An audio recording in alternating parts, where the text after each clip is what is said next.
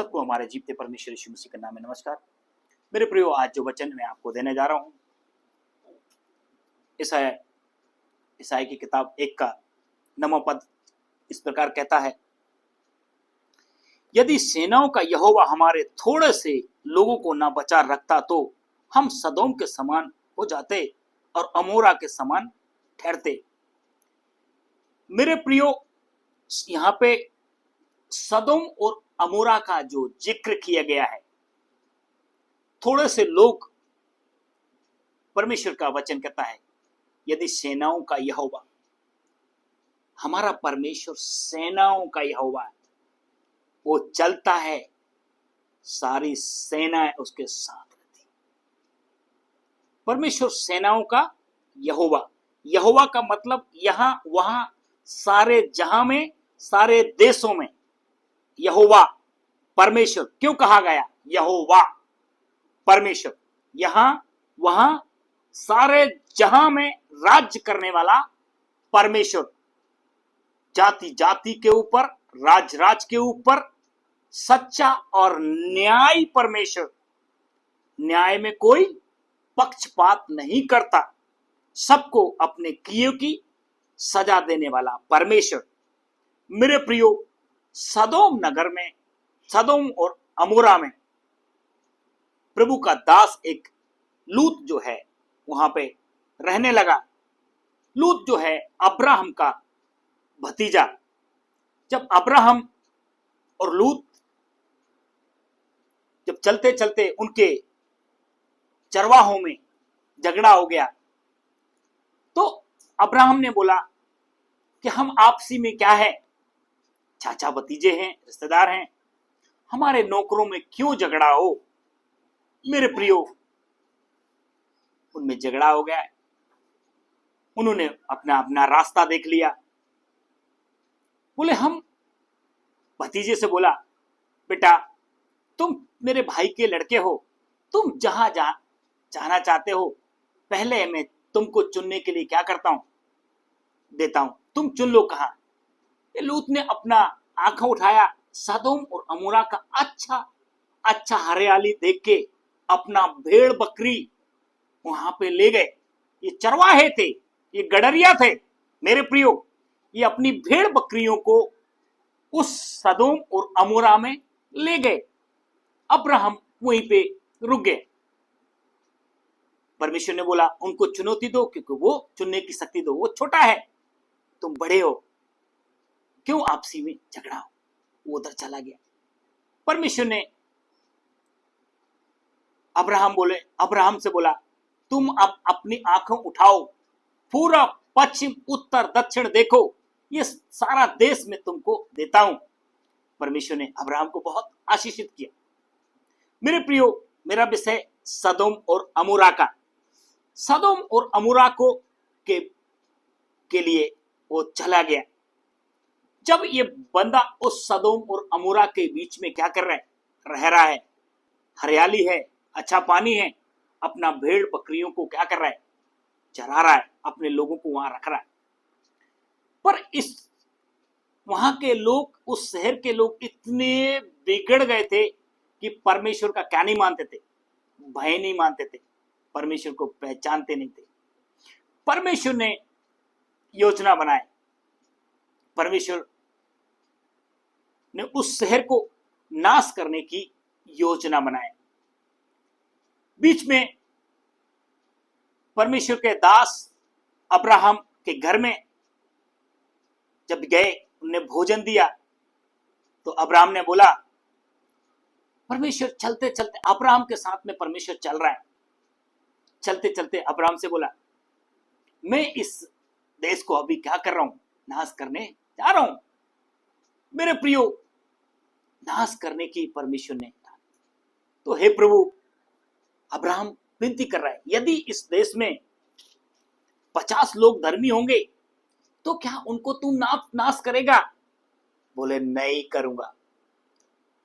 थोड़े और चले, बोले, हे प्रभु, यदि आपकी आज्ञा हो तो और बात करें, इसमें 10 कम हो जाए तो भी तू नाश करेगा? बोले, नहीं, मैं इसको भी नाश नहीं करूंगा। थोड़ा और चले, प्रभु, हे प्रभु, इस दास की गलतियों को क्षमा कर। क्या इसमें 10 भी और कम हो जाए, मतलब 30 ही बचे धर्मी, तो भी तू नाश करेगा? बोले हम इसको नहीं करेंगे। बोले प्रभु इस दास की गलतियों को माफ कर, क्या इसमें 20 बचेंगे धर्मी, तो भी तू आप नाश करेगा? परमेश्वर ने बोला नहीं, मैं तब भी इनको नाश नहीं करूंगा। बोले प्रभु आखिरी बार बोलता हूं, यदि इसमें 10 भी बचेंगे तो भी आप क्या करोगे, नाश करोगे क्या? नहीं। बोले 10 भी होंगे तो नाश नहीं करो। मेरे प्रियो, बोले प्रभु परमेश्वर से अब्राहम बात कर रहा है, विनती कर रहा है। क्यों? अपना भतीजा उस शहर में है, भतीजे का पत्नी, बच्चे हैं, परिवार है, बेटियां हैं, दामाद हैं। मेरे प्रियो, इस बंदे ने एक बार और विनती किया, हे प्रभु आखिरी बार मैं आपसे एक सवाल पूछता हूं, उस शहर में अगर यदि 10 भी हो तो भी तू नाश करेगा क्या? 5 भी हो तो नाश करेगा? बोले नहीं, मैं अगर 5 भी उसमें धर्मी पाए जाएंगे तो मैं नाश नहीं करूंगा। मेरे प्रियो, वहां से परमेश्वर चले गए और अब लूत के घर पहुंचे। लूत के घर में गए। लूत और लूत की पत्नी उस घर में रात के समय में उनके साथ खाया पिया, और स्वर्गदूत को भेजा परमेश्वर ने उस घर में। उस शहर के लोग बोलने लगे, जो तुम्हारे घर में आए, जो मेहमान है, उनके साथ में मुझे क्या करना है, कुकर्म करना है। लूत ने बोला, भाइयों इस गलती के लिए आप माफ कर दो, आप, मैं जो हूं आपके सामने, मेरे साथ कुछ भी करो, मेरी बेटियों के साथ भी कुछ भी करो, मगर इनको आप कुछ भी मत करो। इतना भयानक क्या हुआ मेरे प्रियो, पाप बढ़ गया सदोम और अमोरा में। उस पाप के कारण लूत धर्मी पुरुष था, परमेश्वर का भय मानने वाला था। वो बोल रहा है, मेरी बेटी है, जवान है, चाहिए तो इनके साथ आप कुछ भी कर लो, पर इन लोगों के साथ में आप कुछ भी गलत व्यवहार मत करो। नहीं, बोले उनके साथ भी, इनको बाहर निकालो। और आवाज, तुम यहां परदेसी है, तू क्या हमको यहां, तू हमारा न्याय बन बैठा है क्या? मेरे प्रियो, वो पाप जब बढ़ गया, परमेश्वर के जो स्वर्गदूत थे, स्वयं परमेश्वर थे, उन्होंने उस दरवाजे को खोला और हाथ पकड़ के वहां पे उन लोगों की आंखों को क्या किया, अंधा कर दिया सबकी। और कुछ देर तक वो अपना अपना अपना दीवार, दरवाजा सब लोग टटोलते रहे। इनको, लूत और लूत की पत्नी को, उनकी बेटियों को हाथ पकड़ के निकाला, तुम यहां से निकलो, क्योंकि इस नगर को मैं क्या कर रहा हूं, नाश करने के ऊपर हूं। मेरे प्रियो, परमेश्वर ने, स्वयं स्वर्गदूतों ने उन लोगों को हाथ पकड़ के निकाला, और एक आवाज थी, लौट के मत देखना। इतना कमाया हुआ धन, इतना कमाया हुआ सोना चांदी, दुनिया की संपत्ति जब पाप के लोगों के बीच में थी, वो वहीं छोड़ के अपना प्राण को बचा के भागना पड़ा। मेरे प्रियो, कहा लौट के मत देखना, पर पत्नी, जो उनकी पत्नी थी, उसने लौट के देखा। आज भी सदोम और अमोरा में नमक का खम्मा बन गया।